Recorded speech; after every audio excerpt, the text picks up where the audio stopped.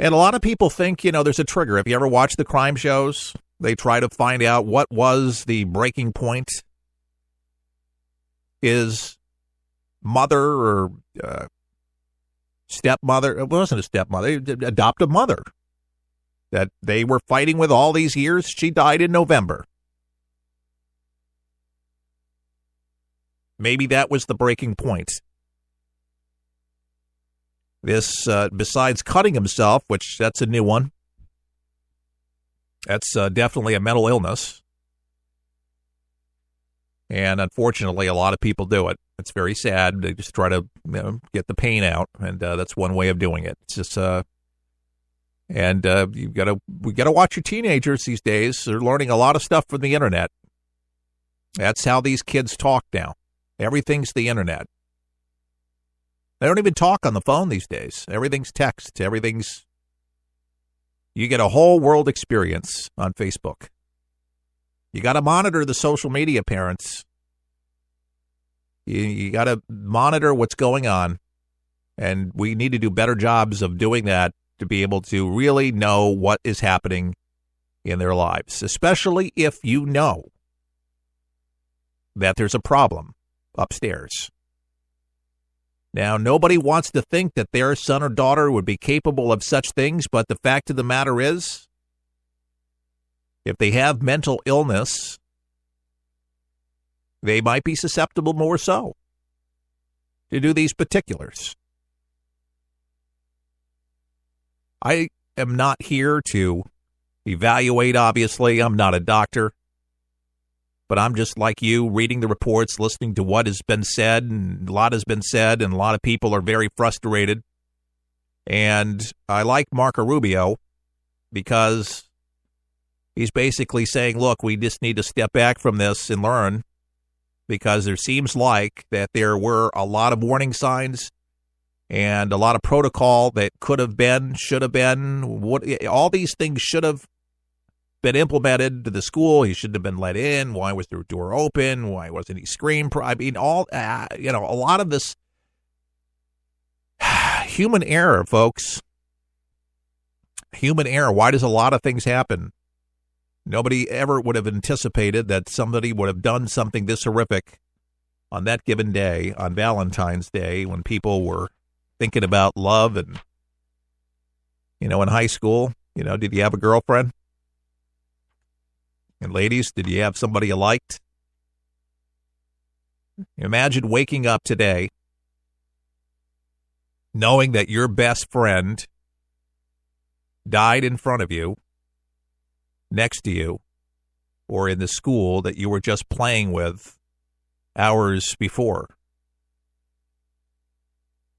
Parents realizing that they're not going to be able to feed their kid, drive him to school, yell at him to tell him it's time to get in, hurry up. I'm kind of like the drill master for my daughter in the morning. Folks, I try to personalize this so there's a personalization to the story so it doesn't become just another digitized program out there. I don't want to just be the expert and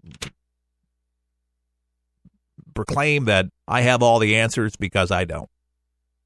But I'm a human being and I have a heart, and I also feel emotion. And I think it's a good thing to be able to talk about it. And I think a lot of us need to. Because life is stressful enough as it is. And when things like this happen, especially when you're a parent, I don't know about you, but it brings my blood pressure up. It upsets me. A lot of things are out of our control. And as a Christian, I say, God, you are in control when the world seems to be out of control. And I lean on my faith. I do. But I have a heavy heart today about these dear people who lost their lives so tragically in just a moment's time. I can't begin to tell you how sad I am for the families, for the communities. And I know you're feeling it, and I know you wish that you could do something to bring a little a little joy into their lives. And Pam Bondi, our Attorney General, has said that she'll pay for all the funerals, all the burials. That's one less thing that the families have to worry about, the expenditure on that. But that's a thing that I don't think anybody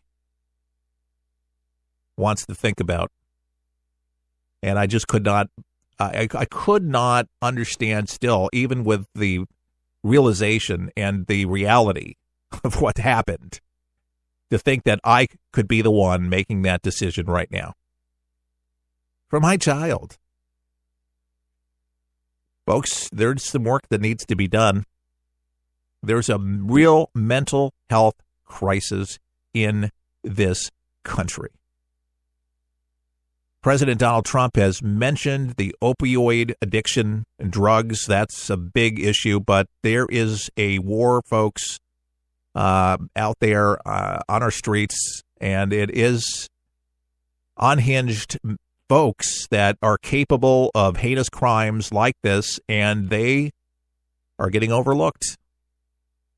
And like this one disturbed boy, you're 19 years old, you're still a boy. Yes, charged as an adult. At 19, if you've had kids, even though you might have a responsible 19-year-old, they're still 19 years old.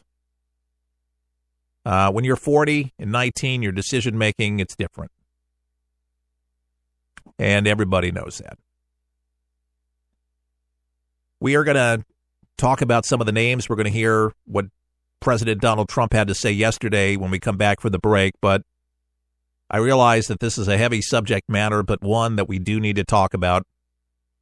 America's talking about this. The world is talking about this, and we will continue talking about this on For the People Weekend, because I believe that there can be some healing and possibly a little understanding to shed some light on just what it is that happened. Now, you know, we could easily just say that, yes, well, let's just surmise it. 17 students and adults at a high school in Parkland, Florida,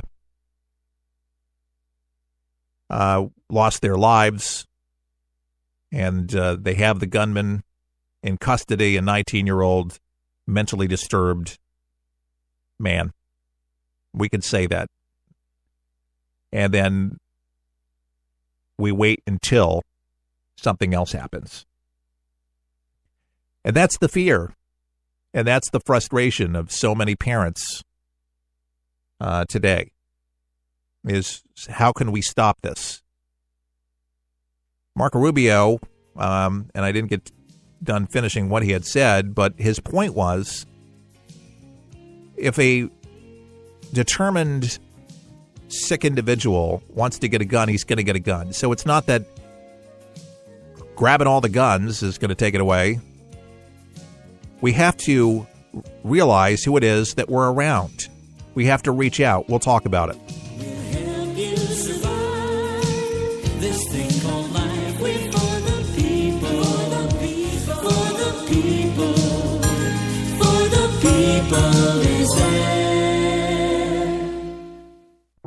It's unlike anything you've ever been through in your life, man. I was driving. This kid threw a grenade at us and went right over our vehicle. It was 12 years old. The shockwave went through my head, rattled up my brain, and left. Danger is around you 360 degrees at all times, and you can't unlearn that. It's impossible to describe the sacrifices these men and women have made to protect our freedoms. And the job of rebuilding their lives is massive and growing every day. Many will need the programs offered by the Wounded Warrior Project for years to come. I didn't know what PTSD was. All I knew is I was having nightmares. And when I got released, my reintegration was go check in at the VA, man. My first coping mechanism was use drugs. Just numb it. Don't feel anything. I was angry. I'm trying to pull myself out of that right now. Your gift today of $19 per month will honor and empower these veterans so they can aid and assist each other. The Wounded Warrior Project is a life raft. I can say this without question that I wouldn't be here today if it weren't for it. Women Wear Project is the first step, getting back out into the world and reforming yourself outside of the service. Call or go online with a pledge of $19 a month. You'll receive this Wounded Warrior Project blanket, and your gift will provide critically needed programs that rebuild lives. That was my first feeling of actually being a part of something bigger than myself again. Well, I lost a few really close friends overseas, and if I quit, I'm going to let them down, and I'm not about to do that. I'm learning to face my fears head on. To trust and see what happens at the end.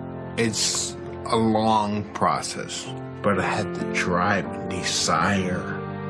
Please, call or go online with your gift right now. For the people is there. Your American Heritage. The shiny silver B-29 Superfortress, the Enola Gay, slowly lifted off the runway on the island of Tinian, and the navigator plotted the route to Japan. President Truman had warned the Japanese of an awesome weapon and had given them the opportunity to surrender, but the answer was no. And on August 6, 1945, the bomb bay doors opened, and seconds later, the atomic bomb killed or injured 160,000 people and flattened 4 square miles of Hiroshima. This has been Don Keyes, looking through that mushroom cloud on one of those days that changed the world, on another word sketch on your American heritage. Keeping your American heritage alive at forthepeopleshow.com. Visit us today at forthepeopleshow.com for your American heritage.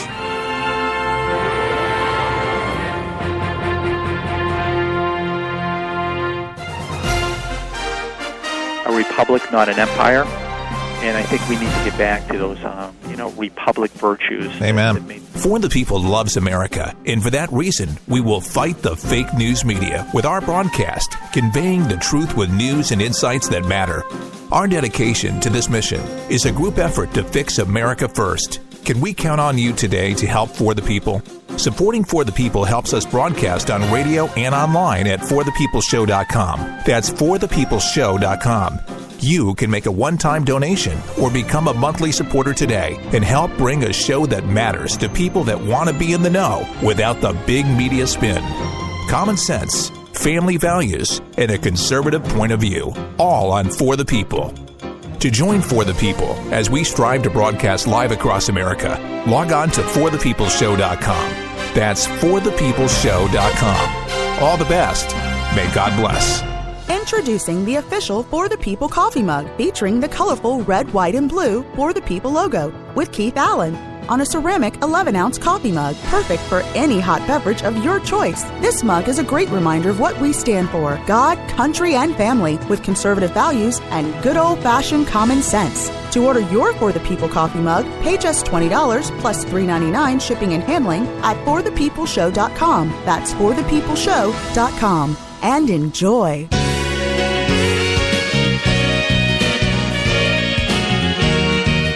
And For the People Weekend continues. I'm your host, Keith Allen, and from Studio 1A in Tampa, Florida. Welcome. If you'd like to weigh in on anything that we're talking about today, I invite you to go to For the People Show on Facebook, hashtag Talk to Keith Allen, Allen's A-L-A-N, and let me know what you're thinking. I posted a little something yesterday, just a few thoughts that I had, and that is, what has happened is a tragedy. It is something that we just can't believe. We have our mouths open, but it's frequent. It's happening more, and it is agonizing to see again and again and yet again. Part of me says that we have to lock down our schools a little bit more than what we're doing, and that is like we do with the TSA. Metal detectors, but some schools have them, by the way. There are some schools that have that door that's always open. And you know what I'm talking about.